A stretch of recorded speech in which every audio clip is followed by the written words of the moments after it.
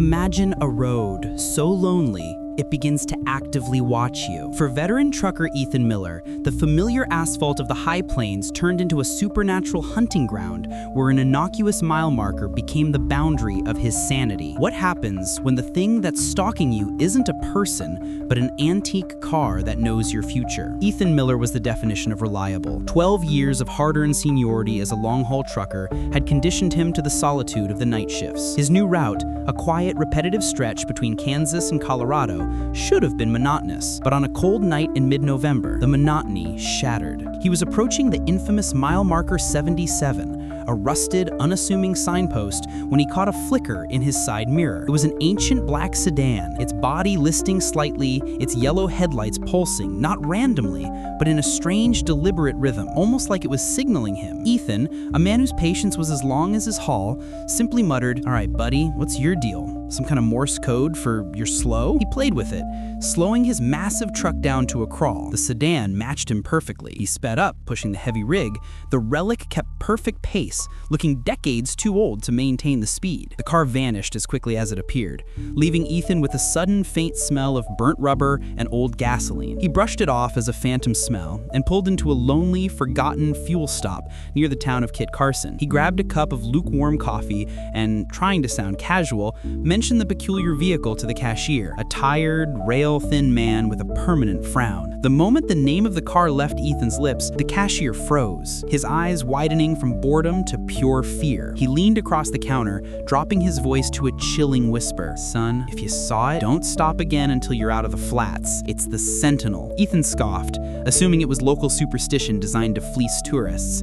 But the cashier's desperate sincerity lingered. "Look, mister, it ain't about stopping. It's about passing 77, the man insisted, hands trembling as he refused to meet Ethan's eye. Back on the road, the air of light skepticism evaporated. Around 1:30 a.m., Ethan noticed the smell of burnt rubber was back, now acrid and persistent. He checked his gauges, his tires, and the scent was clearly not coming from his own truck. Then his radio, which was completely off, violently snapped on. It wasn't static or music. It was a distorted, unrecognizable recording that Ethan slowly realized was his own voice, a snippet of him singing along to a country song, a moment from earlier that day that he had long forgotten. Did I leave a recorder on?" Ethan asked the empty cab, his voice cracking with disbelief. The radio noise morphed into a low, grating sound, like metal scraping metal, and the truck cabin's temperature plummeted, the heat failing instantly. He tried to distract himself, turning his gaze to the side mirror. That's when the real terror began. Every reflective surface, the side mirrors, the windshield's glass,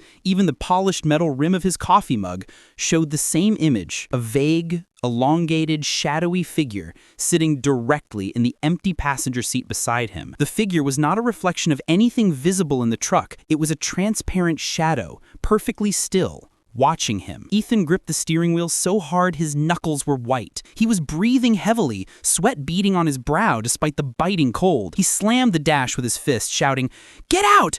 You're not real! This is impossible!" The figure didn't move, but his personal logbook, which he always kept secured in a compartment, suddenly slid across the passenger seat, coming to rest with a soft thud. He dared not look away from the road, but the shadows in the glass seemed to gesture toward the book. Accelerating wildly, determined to reach safety, Ethan finally reached mile marker 88. The ominous sedan was waiting, not on the highway, but pulled onto an abandoned, cracked asphalt service road.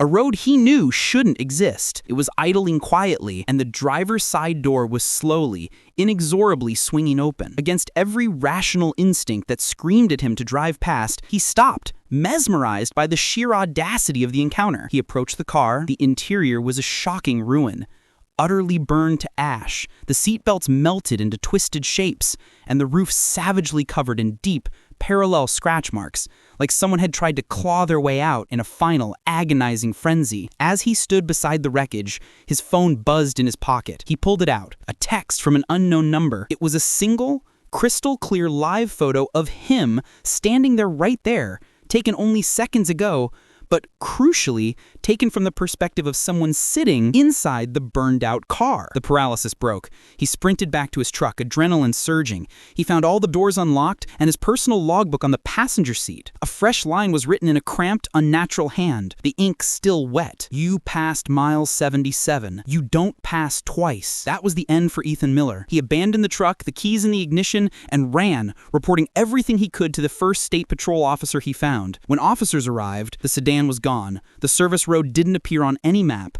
and Ethan's truck, according to company records, had never left the Kansas depot that night. Today, the retired trucker still lives in fear, his route exchanged for a quiet retirement. But every few weeks, he receives a chilling, locationless voicemail, nothing but highway static, followed by a quiet, rasping breath whispering, "Mile 77 is waiting for you."